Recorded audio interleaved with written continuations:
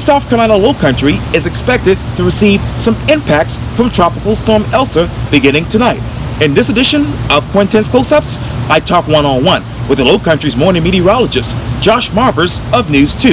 And if you haven't already, subscribe to my YouTube channel and like Quintin's Close-Ups on Facebook. The Lowcountry's morning meteorologist, Josh Marthers. Welcome back to Quintin's Close-Ups. Hey, Quintin, good morning. Hope you're doing well. Oh, yes. I was just talking to you about the humidity, and you basically said, hey, listen, the tropical air just moved in. Yeah, it was like a light switch, a big difference between this morning and yesterday morning, and that's because of that push of tropical air out ahead of Tropical Storm Elsa, which will move in overnight tonight and into tomorrow, giving us some low to medium impacts. This isn't going to be a big deal for us, but we're going to see some rain, some gusty winds, and a few isolated tornadoes. What's steering Tropical Storm Elsa right now, Josh?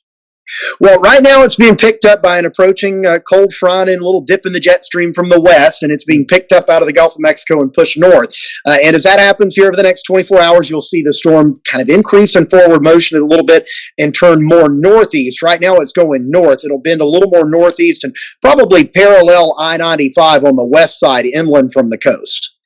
And what is exactly the wind shear for Elsa? Well, luckily, because of this approaching little dip in the jet stream, that's what's helped keep the storm fairly weak, really hasn't allowed it to organize. That's why if you look at it on the satellite image, the western half of it is pretty much gone. Everything's on the eastern side over the peninsula, and that's because that wind shear is blowing all those showers and thunderstorms away from the center and over to the east. So that's the good news. The bad news on that is that we take all of that. All of that has to come up through here, and that's why we're thinking 1 to 3 inches inside the metro as far as rain's concerned, 3 to 5 inches back toward I-95. And because we're going to be on that northeast side of the storm as it makes its closest approach, that's the area of a tropical system approaching out of the Gulf of Mexico into our part of the world where we have to watch for that isolated tornado threat. And I think that's going to be mainly midnight tonight through probably sunrise tomorrow, maybe a little bit after. And I know earlier you talked about that tropical air. How is that dry air impacting Elsa? Well, that's the other thing. With the wind shear on the backside of the storm coming, or the wind shear pushing across the storm, it's also pulling in some drier air from the south, which has really stopped the storm from organizing. That's why we don't have a more intense hurricane on our hands. We're just dealing with a tropical storm because wind shear and mid-level dry air have really eroded the western half of it. But then why does this still being considered a hurricane in your mind? Well, it has been downgraded from a hurricane. It is officially a tropical storm now. Now, it was briefly a hurricane last evening when hurricane hunters went in there and they found sustained winds of around 75 miles per hour, which gives us a hurricane. It was a brief little pulse of intensification. It dropped back down overnight, and that's the thing. It can't hold on to that hurricane status because it tries. I mean, you can see the storm trying to intensify, but that dry air and wind shear will just crush that anytime. And how weak will then a tornado risk be here in Charleston and the surrounding counties? Well, those are not necessarily, intensity of the storm and the tornado threat don't necessarily go hand in hand because I've seen some tropical depressions that never got max winds over 40 miles per hour produce tons of tornado warnings, and a Category 3 or Category 4 hurricane don't produce a single one. Wow. It's all about the way the atmosphere is stacked up, the angle of approach of the storm, where you are in position with that, and the terrain and the amount of moisture that's in the air, the amount of instability, all of those things come together. And right now it looks like there might be just enough to give us a brief window overnight tonight into tomorrow morning where we could have some tornado issues. Well, considering what you just said, and considering the last tropical systems that we had the last two, how do you think we'll actually fare this time? I think it's still going to end up being about the same. The terminology that I've used several times over the years has been rain with a name.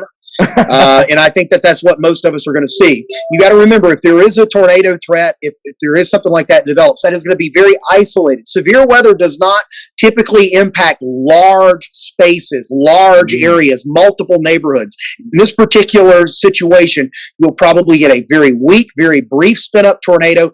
They often last just a few minutes.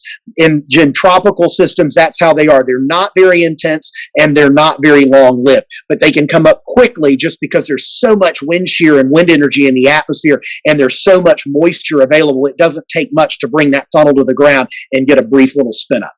And lastly, I wanted to ask this because, this is very interesting to me, but what is that radar trend for Elsa? Say that one more time. I think I lost you for a second. Oh, sorry about that with this Bluetooth. What is that like the radar trend when you think of Elsa? Well, what I've been seeing here just this morning is that really since we started watching this come off of Cuba yesterday, it first got into where we could see it on radar when it was moving to Key West. It had a much more classic tropical storm hurricane look to it, where this morning you can really tell that it's starting to feel those effects as it's being drawn north and it's opening up. Now, what that's going to do is as the storm accelerates to the northeast, because of the way that it's doing that, it will probably maintain tropical storm strength as far as wind gust potential is concerned all the way through the Carolinas and may even intensify as it goes up into eastern North Carolina and up off the coast of the Virginia Tidewater. So I think what we're going to see is once it makes landfall or as it's making landfall, now you're going to see the intensity come down and then it's just going to level off and hold until it gets up toward northeastern North Carolina and gets ready to jump into the Atlantic. Then I think you'll see it tighten up quickly again and probably intensify as it heads northeast. Wow. And so after this, how will it look out here 10 days from now? I think we're going to keep it a little unsettled Friday and Saturday because we're going to have a lot of tropical moisture left over. So we're going to keep some scattered storms. It'll be more like summertime type scattered storms. Then as we head towards Sunday, Monday, Tuesday into next week and through most of next week, just kind of looking ahead, it looks like a typical summertime pattern. Probably a little drier than it has been. Highs around 90, low 90s, slightly lower humidity, and just a few pop-up storms. And I can run easily now. Yeah, I think so. Once we can get through today and tomorrow, we're done. Everything should be better. That's amazing. Well, the Lowcountry's morning meteorologist, Josh Marthers, thank you for your time. And again, welcome back to Quintin's Close-Ups. Always a pleasure, my friend. Take care of yourself. Likewise.